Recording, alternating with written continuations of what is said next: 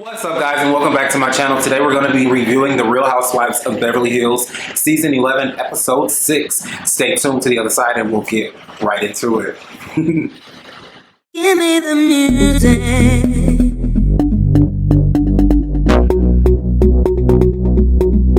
Give me the music.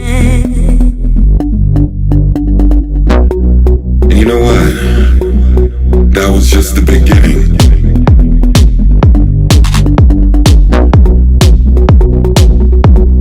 This episode starts off where the last episode ended, where we see Erika walk in with this incredible rose dress. It's giving me Hugo Boss vibes. I'm not exactly sure what designer it is, but I definitely see Hugo Boss in the construction of whatever dress she's wearing, which I think is the prettiest dress that anybody has on that night. But I digress. In the meantime, Erika walks in, all the girls do their pleasantries, and it's very awkward. Garcelle. Garcelle's like, yeah, you know, you tell me what's going on. But eventually the girls go over to Sutton's dining area and have dinner. The place setting is absolutely spectacular. I love it. It's very dainty and very soft. And, you know, I love candles. I have some burning right now over here. So, yeah. Dorit's outfit is giving me like a strong mod 60s vibe. And I'm really here for it, by the way. I just wanted to mention that. So the girls are all sitting at the table and it's like small talk, talking about, you know, today's going to be a good day. They're emphasizing it's a good day. I don't know why. And then they get into conversation about Kathy. And I absolutely love Kathy. She's probably my favorite housewife currently of all the franchises. She is the absolute best. And the way she talks, it's like the way I talk in code, because sometimes I think when I'm in public, I speak too loud. And so I say stuff and it's just weird. And Kathy does the same thing. And I feel like she is a woman after my own heart, to be quite frank with you. I'm going to tell you one thing. I was talking to, you know what I mean? That's me. That is me. Like, I'm so secretive in my conversation, and you never know who's listening, who's watching. People actually can read your lips. So I don't know. Like, I'm just like that. Very shorthand, very straight to the point. And if you're my friend and we've been in communication, like, you should know. And I feel like, you know. And then Kyle's so like off track. I'm assuming she probably never knows what her sister is talking about, Kathy. I'm just like, wow, like that's me all day long. I'm so like in my head and I'm like, oh my God, everybody's listening to my conversation. Let me kind of like code it a little bit or shorthand it. And it works for me perfectly. Usually I'll sometimes have to whisper if a person doesn't know what I'm talking about, or whisper it in their ear. But yeah. So we're sitting at the table and Erika has said absolutely nothing about her divorce. I'm just like, girl, like, there's like a big ass pink elephant in the room. Like, let's talk about it. Hello? Finally, she wants to discuss the elephant in the room. So Erika Jayne talks about how she lost a lot of her life and closed out a lot of her life, such as losing her Lambo and losing her 16,000 square foot home. She also talked about how her role in the marriage diminished. She also talked about her being the girl or being the single mother with a child who made it big with this incredible, successful lawyer, and how she was supposed to be grateful for it. I don't know, like, it's really, really weird. I can understand how she could feel such a way, but I also feel like she's doing, I don't know, I think her behavior is pretty typical from what we've seen and what we read about women who go through similar situations. You know, she released the fact that, or she filed for divorce on election day, which was the most historical election day of my lifetime, which made her news a little less. But it felt like the next day, it popped right up and it stayed up for a while, and it was like a topic because no one had ever suspected in previous seasons or in previous episodes that Erika was experiencing this, and it just it goes to show, like, if she was experiencing a situation in her marriage where, you know, her role as a woman wasn't being considered, the fact that she was able to kind of soldier on and still be the woman on the Real Housewives of Beverly Hills that a lot of people really enjoy and look up to and admire because she's so glamorous and fashionable, and you know, she has this incredible music career. You know, it's really interesting that when she was going home, you know, that all that meant nothing. All that meant nothing. And so it's kind of weird because it's like, okay, well, if things weren't right at home, were you, what was Tom investing or putting his money into your business unknowingly or knowingly? Like, did you know he was investing in your business in such large sums at this time?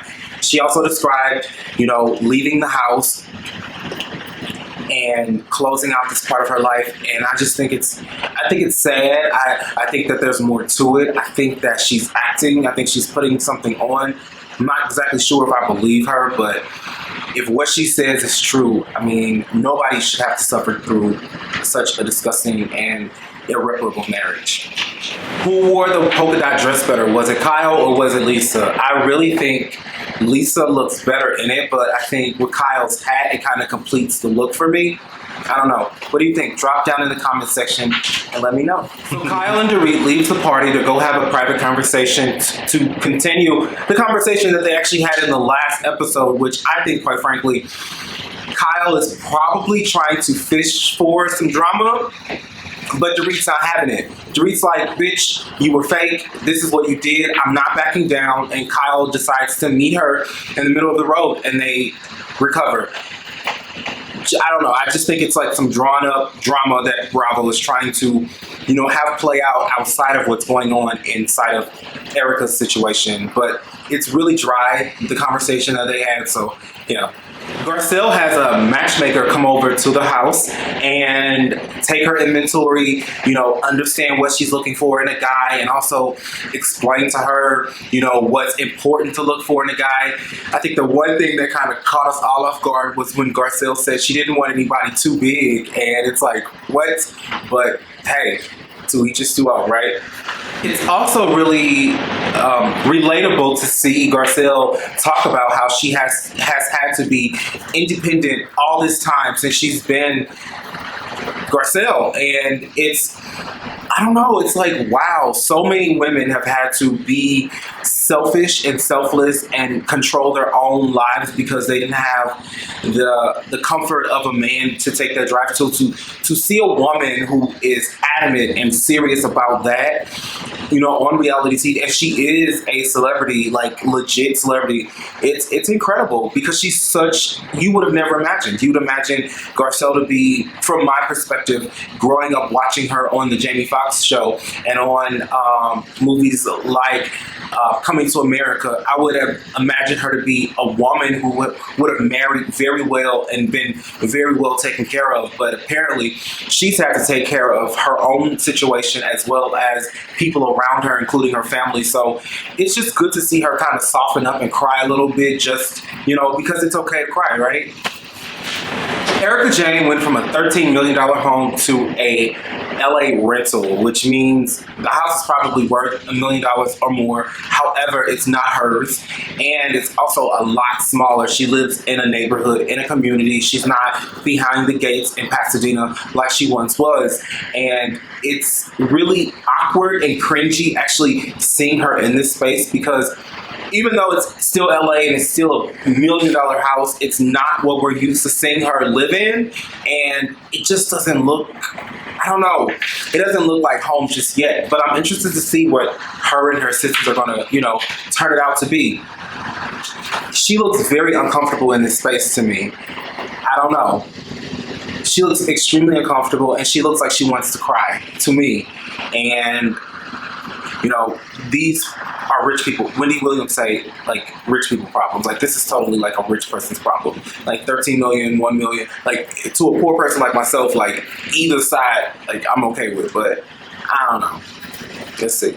So Erika did something that Like, I do. I'm a plotter. I'm not gonna tell you what I'm gonna do. I'm not gonna, do it in a situation where everybody knows what's going on. I'm gonna do it after I drop you off at work and kiss you and tell you that I love you. I'm gonna go home, pack my things, and I'm gonna move out. And that's exactly what Erika did. That's what she said she did, at least. And I don't know. I just think that in situations like this where I don't know if I believe her. My theory is Tom came home one day and allegedly came home and told Erika that, look, this is about to come down on us, on me. And this is what we need to do in order so that you will be affected by what happens to me.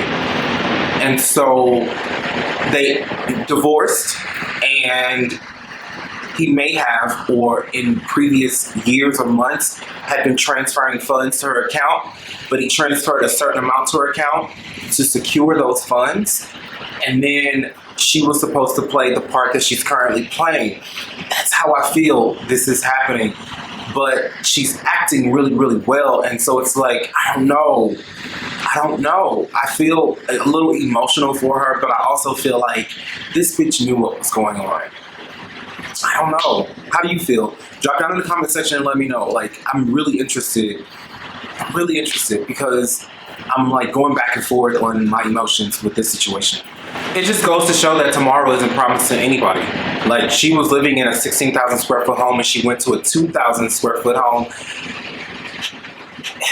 Like, tomorrow, just, you never know what the next day may bring. And again, this could be all an act. So, I don't know. Well, if you think you can afford her, you can have her.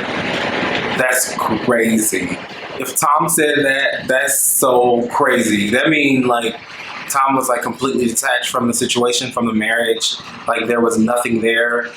Wow. To say that to another man about your wife, if that's true, that's pretty fucked up. He supported her when she had absolutely nothing, which is probable cause why someone would want to stay in a situation or be okay with staying in a situation like that. Maybe she also thought he was at a certain age. Maybe he'd die soon. I don't know. But this is all troubling. Just absolutely troubling, and it's cringy as hell. Like, I'm completely uncomfortable with it.